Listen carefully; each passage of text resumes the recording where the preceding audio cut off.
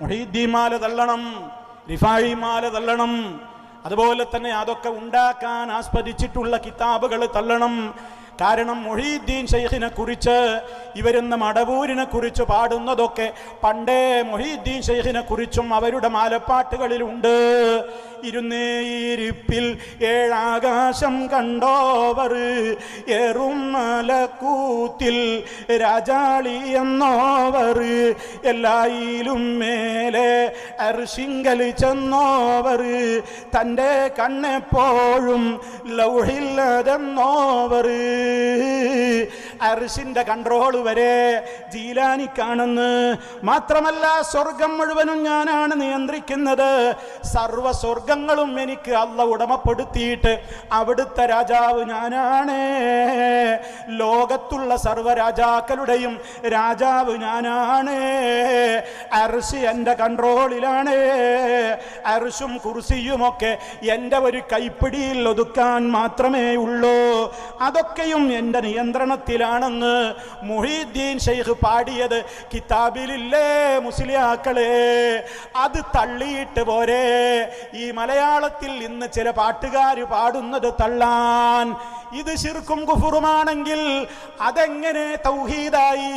അതല്ല, ഇത് തൗഹീദാണെങ്കിൽ അതും തൗഹീദാണ്, ഇത് ശിർക്കും കുഫറുമാണെങ്കിൽ അതും ശിർക്കും കുഫറുമാണ് അല്ലെന്നാണോ? എങ്കിൽ നിങ്ങൾ നയം വ്യക്തമാക്കണം. ഈ മംഗലാപുരത്ത് തന്നെ അടുത്ത ദിവസങ്ങളിൽ പേരോട് സഖാഫിയെ തൊലിയുരിച്ചുകൊണ്ട്, അതേപോലെ തന്നെ കർണാടകയിലെ മറ്റൊരു സഖാഫിയെ തൊലിയുരിച്ചുകൊണ്ട് മറ്റൊരു വിഭാഗം ഇവിടെ പ്രസംഗിച്ചില്ലേ? നിങ്ങൾക്ക് മറുപടി പറയാൻ കഴിഞ്ഞോ അവർ ചോദിക്കുന്ന ചോദ്യങ്ങൾക്ക്? മടവൂരിനെ അങ്ങോട്ട് പൊക്കിയിട്ട് സുബ്ഹാനല്ലാഹ് ലോകത്താകെ നിയന്ത്രിക്കുന്നത് മടവൂരാണ്.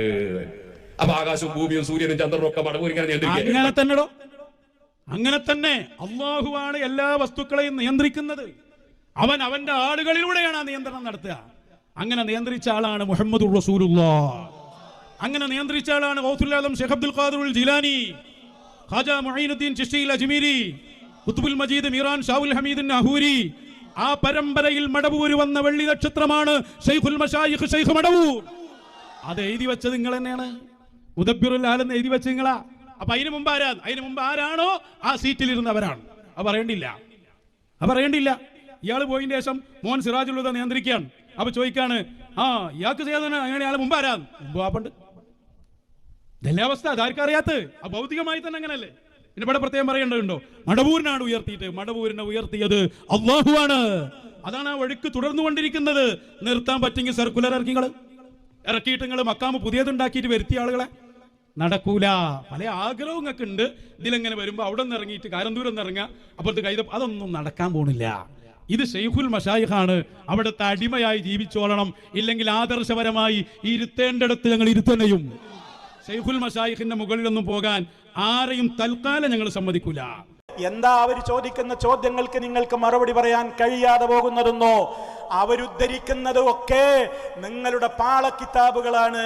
നിങ്ങൾ പണ്ട് അംഗീകരിച്ചിരുന്ന കിതാബുകളിൽ നിന്നാണ് അവർ വായിക്കുന്നത്. നിങ്ങൾക്കതുകൊണ്ട് അത്ര പെട്ടെന്നത് തള്ളാൻ കഴിയൂല എന്ന് അവർക്കും അറിയാം.